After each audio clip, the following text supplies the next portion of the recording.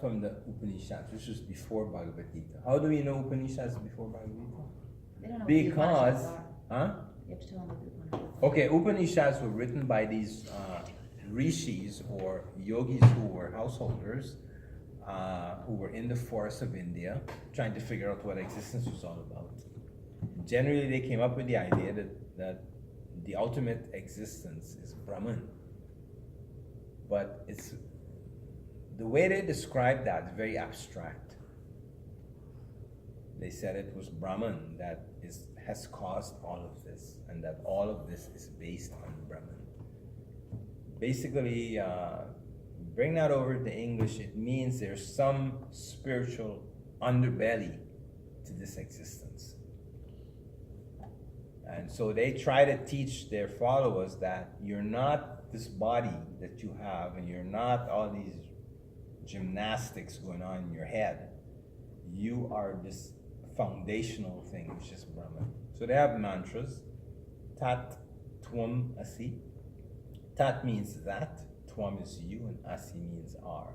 You are that is one of the primal mantras. This that again in the Upanishads is Brahman. And they have Aham Brahmasmi. Aham is I, is pronoun. Brahm is this Brahman energy, and Asi or Asmi is So I am Brahman, basically is what that. But they have mantras like that. So you would hear these mantras from a guru, and then you would sit down and try to meditate to see what the heck is this guy talking about. What is this Brahman? So when you go through the Upanishads, it's kind of enigmatic. It's hard to fathom it because it's just abstractions. Well, after the period of Upanishads, we get the Ramayana, that is the story of Ram, the son of Dasharatha, and then we get the Puranas. In other words, it was developing. It wasn't just dropped overnight.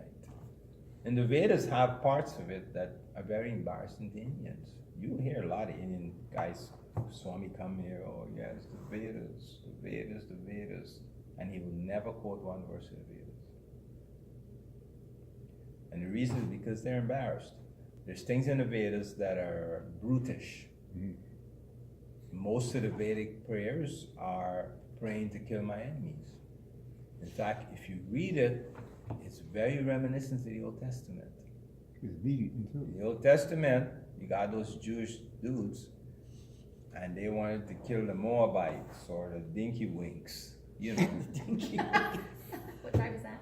So the Vedas has a lot of that in it, a lot, and also worshiping the rain god to smash my enemies, worshiping Agni, to fire, burn them down.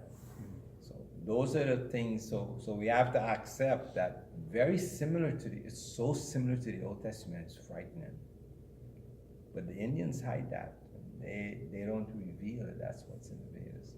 Now, apart from that part of Vedas, there's the other sublime part where there were some rishis who was trying to figure out their existence, this complicated existence. There's a nice story about two people, Yam and Yami. They're brothers and sisters. But this Yam now, he later on became known as the god of death. But he was the first of those rishi guys to astral project, consciously astral project. In other words, they began taking these human bodies and they couldn't get out. Just as we are trapped with this physical consciousness and we have no other perception. So he first person to master astral projection. As a result, he became the deity to monitor people leaving their bodies of death. So right now they have Yam or Yamaraj, the king of death. It's that person. Yeah. So it's the history is like that, but the main thrust of it doesn't really matter if they did this. People argue, oh yeah, Bhagavad Gita was spoken 5,000 years ago, and the Vedas was. It doesn't matter. It doesn't matter. It doesn't matter if the dinosaurs were here 10 million years ago. What is important is for us to understand that they were here, and they were here before us. That's all that's important. How long it took nature to move from dinosaur body to human body is not that big of a damn deal. It isn't. The fact is that it happened, that progression through a number of years, and now we're at this point. So similarly in these books, you want to cut out the information out of these things so you can use now. Just the science. They go back and they read stuff from some guy in Europe who was fiddling around with acid or with real acid like sulfuric acid and some other chemical, and he came up with this. And they just cut out that information, they moved ahead. And we have to do the same thing too. And we can get information too from Western sources. People like Sigmund Freud, Carl Jung. These people helped us big time. I was reading just a couple of months ago a book on psychology by a guy called Leary, who wrote a book called The Curse of the Self. Timothy Leary? No, not Timothy Leary. This is another Leary guy. I forget the first name. He wrote a book called The Curse of the Self, which is really nice. And I was surprised at the amount of things that they have figured out and defined in psychology now. It's amazing how much things they have tapped into that are just hinted at in Vedic books.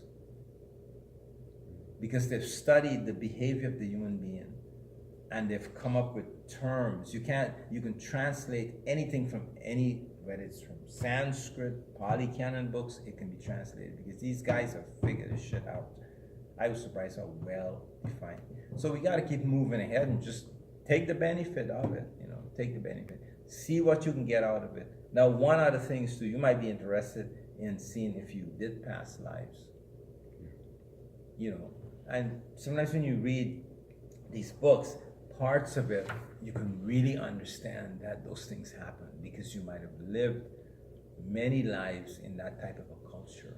So that is helpful, when you read like that. It gives you sort of a flashback of what you were doing, maybe what you achieved, and then you can figure out, well, why am I at this point now? Why am I here at this point? So keep up going. The yoga is necessary. The support, you can get support for continuing the yoga from this because this is the foundation on which the yoga developed. So when you read it, you get the support. In modern world, people are not so much interested in psychology that much. If taking psychology, people take psychology courses, but so they can get a job when they get out of school. It's not because they're really wanting to look into themselves. They want to get a job so that when you beat your wife or when your wife cries and you get sent in for counseling and therapy, they can make $100 an hour telling you that you're so-and-so. That's what they're doing. That's not what we're not interested in that. Yeah, if we can learn something from Western psychology, why we not learn from it? And why should we think only the Indians can do this? That's stupid.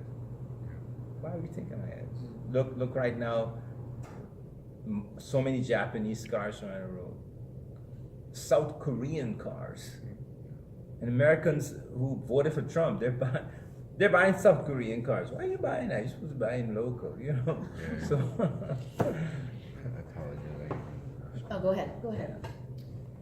All right, so we'll wait till he comes back. We've got, and we can dismiss soon, but possibly just a brief explanation on the importance of the Kundalini rising. okay. Okay, and wait till he gets back. Yes, he's right.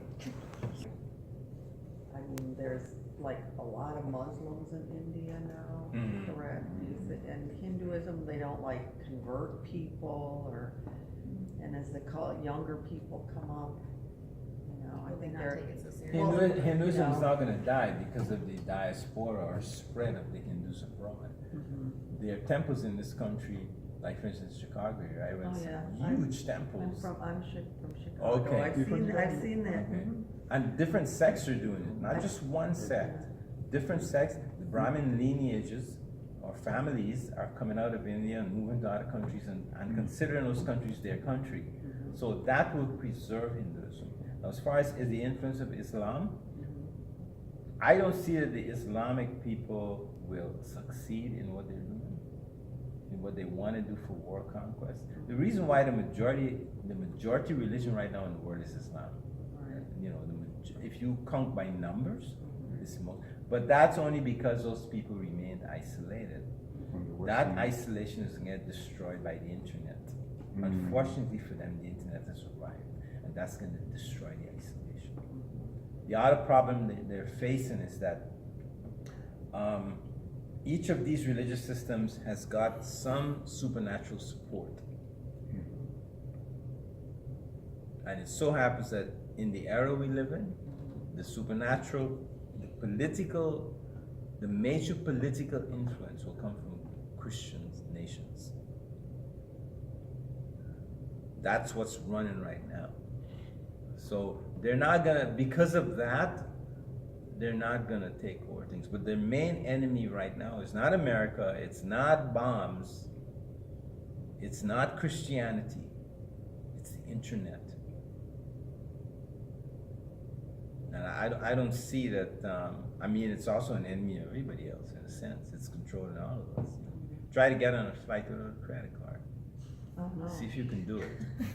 I could barely rent a car with Oh, yeah. It's getting to where if you can't, in about 10 years, if you don't know how to use a computer or you're not on the computer, you might have a hard time traveling around. You need your email. Right. Yeah. Where are they gonna send your ticket to? So I wouldn't worry about Islam taking over or anything. Yeah. I wouldn't worry about it. Okay. Because that isolation to tell your family to do whatever you want to do, that's finished. Plus, with the gay expansion, the gays gonna checkmate the Islam also.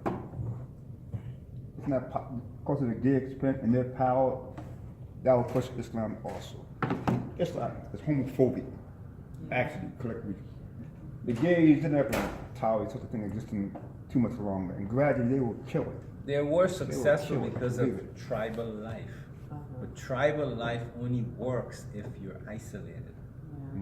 I took my kids and I left this country for 5 years because I realized that I could not influence them successfully here.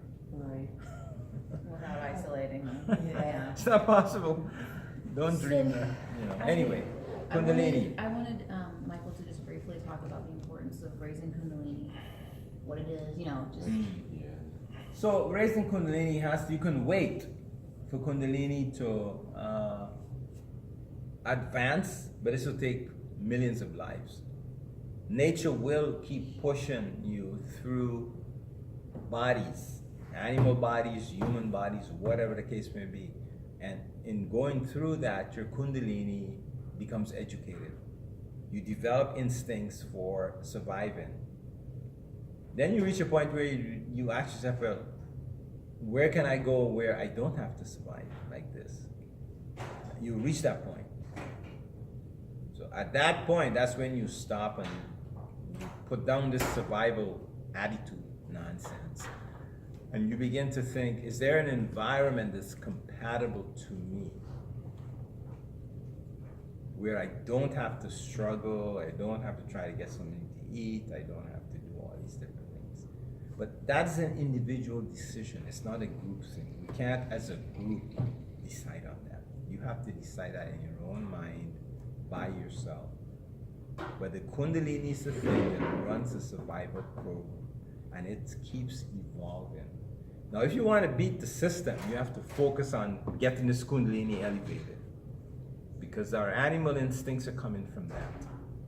So the question is, can I become, if you want to use a Christian word, godly, without having to go through all of these lives? Can I do that? Can I evolve without actually having to change all these bodies and having all these experiences where I'm beaten to a pulp by nature, more or less? Nature will bring us into submission sooner or later, you know, until we get our heads on properly. So can I just develop? So this is what Kundalini Yoga is. It's reaching inside, finding that force that's causing us to take these animal forms, including the human form. And can we get that thing elevated? So if you don't do Kundalini yoga, yes, you will make advancement, but in a very, very slow way. Very slow. This just accelerates the process. It gives you more insight into what's going on, and it teaches you to focus on yourself. Your problem is not the whole world. You're not going to change this.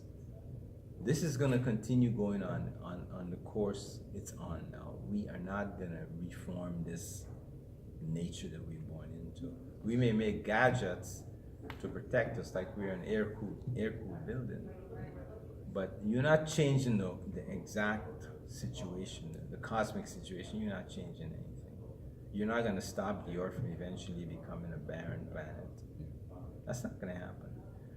So whatever little cosmetic thing we do is not important. When you see this, then you have to go inwards. And when you go inwards, you have to deal with the Kundalini. Basically, it's the central energy in the body. And how does it do all these things? You know, when the body goes to sleep and wake up, that's not really controlled by us. Superficially, we can tamper with it.